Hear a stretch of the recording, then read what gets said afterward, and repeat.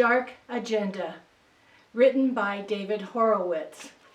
This is a work of nonfiction about the court cases that were passed by the Supreme Court in the 60s and beyond.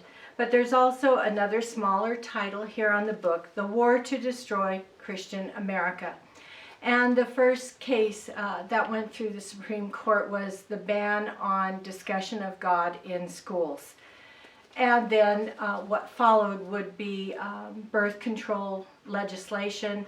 The leftists, a couple of people would start at the local level, take a suit to court where the local judge would declare it wouldn't pass, and they would move it on to the Supreme Court, where a few unelected liberal judges would declare the ruling unconstitutional.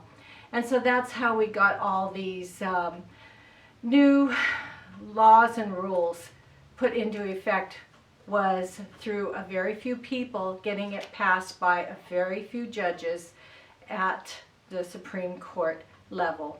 And of course we saw the birth control legislation passed. First it was for married people, then it would be for single people, and then juveniles, and it just kept on.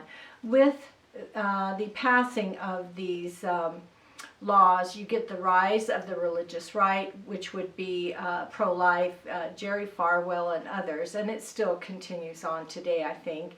And also the fight over appointments on the Supreme Court. That started under Reagan in 1987 with Robert Bork.